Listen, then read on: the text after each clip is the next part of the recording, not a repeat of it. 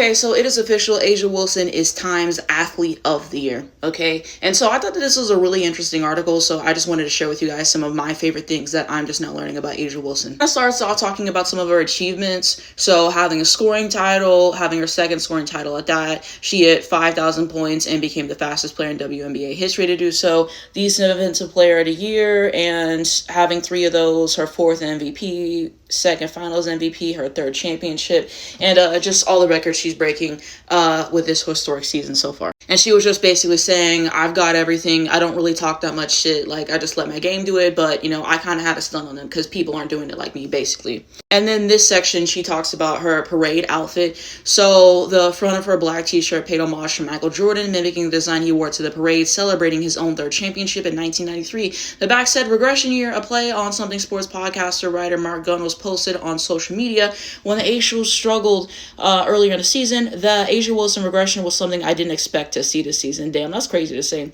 Then I was like, oh, people are really playing on my name, says Wilson, but my regression leads to a championship. Okay, period.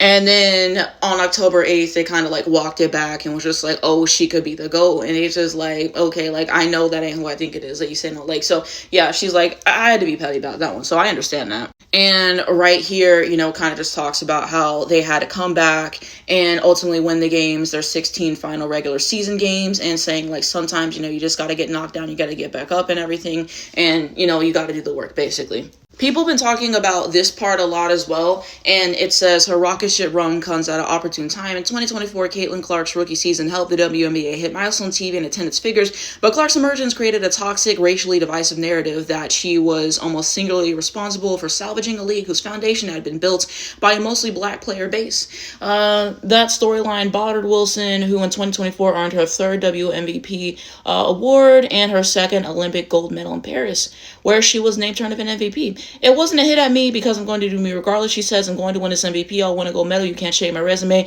It was more so like, let's not lose the recipe. Let's not lose history. It was a race for a minute. Okay. And she said, and I don't like that because we have tons of women that have been through the grimiest of grimy things to get the league to where it is today.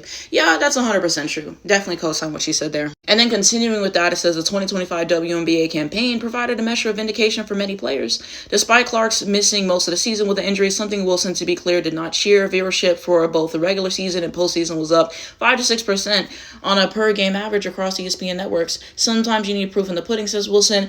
The biggest thing for us and why I was so happy is that we continue to rise to the occasion. This was just a matter of time for us to bloom and blossom because we have been invested in each other and our craft for a very long time. It was just like they're going to pay attention. So there you go. People not talking about this, but the numbers went up this year. Then it just talks about the CBA, and she's basically like, we're going to get what we're worth. We're going to get what we're worth, you know, as we know, it keeps being extended, okay?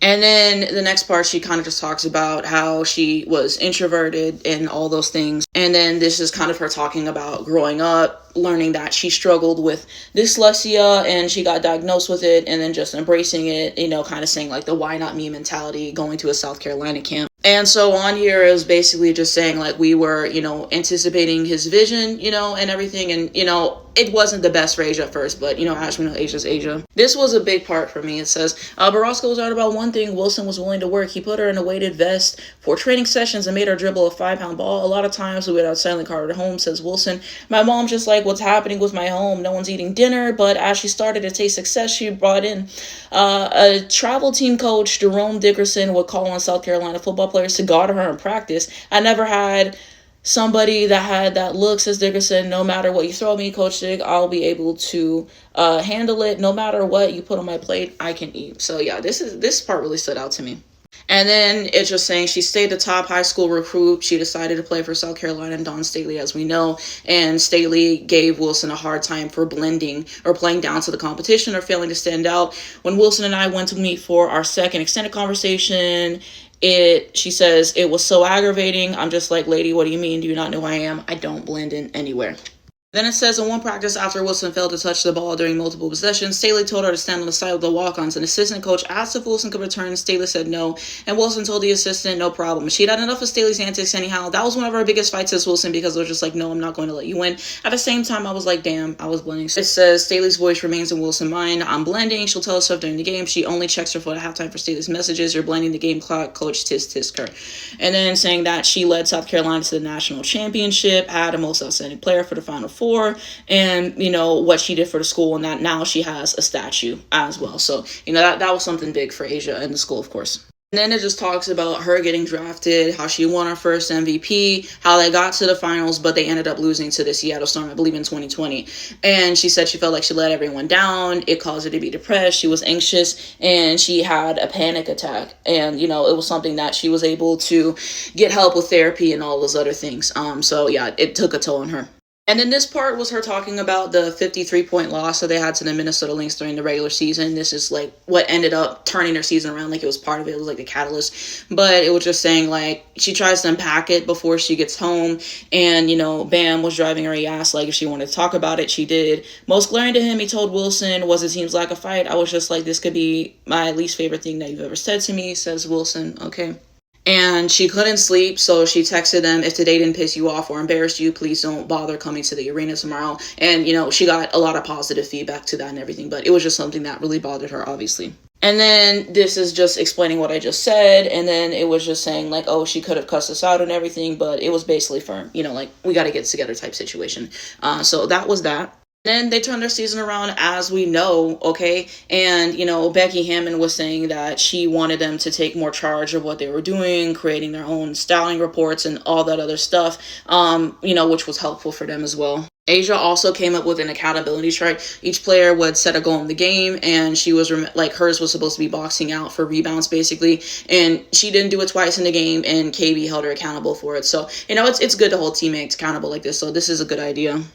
Then it says that Hammond's player-driven scouting strategy, says Wilson, brought us to life. In turn, they could enjoy their outside lives more. Wilson organized team Uno games and outings. In New York City, the Aces went to a place where you put on a hazmat suit and solve puzzles or get slimed. Before an August game in Phoenix, rookie Aaliyah Nye planned on spending her 23rd birthday watching Netflix in the hotel. Wilson gave her a choice, bowling or an escape room. She chose the latter. Then the players went out for Mexican food. She didn't have to do anything, says Nye, but she went out of her way. It's something they'll never forget. And that's true leadership. This was the shot, I believe, to win Game 3 of the finals that she hit over Alyssa Thomas and DeWanna Bonner. And, this is the shot from the finals. And so she basically said, this was, a big moment for her. It was, a GOAT-defining moment. And she basically said, if I remember correctly, that she didn't feel like she had one before that. Yeah, she had championships and other stuff, but, this was a big moment for her with that shot. And then right here, kind of just talks about her dating with Bam Adebayo and all that other stuff. They kept it private at first. And then she says in the article as well that they played against each other a lot, and they're just always iron sharpens iron type of mentality,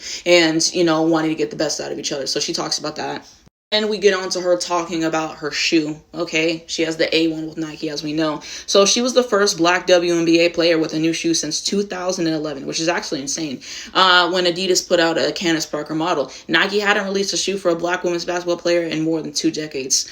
We as black women get shaken, Wilson says. We get swept underneath the rug. Was it overdue? Absolutely. Supporters would ask Wilson why she didn't have her own shoe, and she couldn't give them an answer. Now she's motivated to make sure a gap never happens again. When I have these seats at the table, says Wilson, I'm clearing space for people to bring their chairs up to. So there we go. Then it was just talking about her commercial, and she basically said Nike lost its funk, and we just fell into this cookie cutter. We're just going to put shoes. We're going to do this and get it out of the way. No, she wanted to do something special for her shoe. I get it. And then the CEO got asked about this, and she basically agreed about it. And then the shoe sold out really quickly. As we know, it's really become extremely popular. Okay. And then what Fee said about Kathy and what she said about Caitlyn came up in the article as well. And then Kathy backtracked because it looked bad. A'ja ate this. She said, I only know Kathy by when she hands me trophies. If that's her true self, thank you for showing that. And just saying, we're going to get what we deserve. Ultimately in the CBA negotiations, okay? She basically said she thinks that she can get about 3 more championships. Kind of want to have those parallels to Jordan as well. And then right here, she was just trying to say, I want you to see, who I am. I don't even have to say anything. It speaks for itself. Overall, it's a great article. Those are just some parts that stood out to me. Okay, go give it a read yourself if you haven't already. But it was cool to learn a lot more about A'ja Wilson that I didn't know. You know, I know the basics of her career, but really getting to learn like how she kind of became the player that she is, her roots, and I was really interested in learning more about the comeback after that 53-point loss and, you know, how they kind of got there. So you see a lot of leadership in there. You see the heart of a champion. You see a lot of great stuff with leadership as well. So it's a great article. Congratulations to A'ja Wilson for this honor, what she's doing for the W and outside of the W at large with her shoes, everyone that she's inspiring. LeBron said she's inspiring his daughter and so on. But let me know what you think of the article if you read it down below in the comments.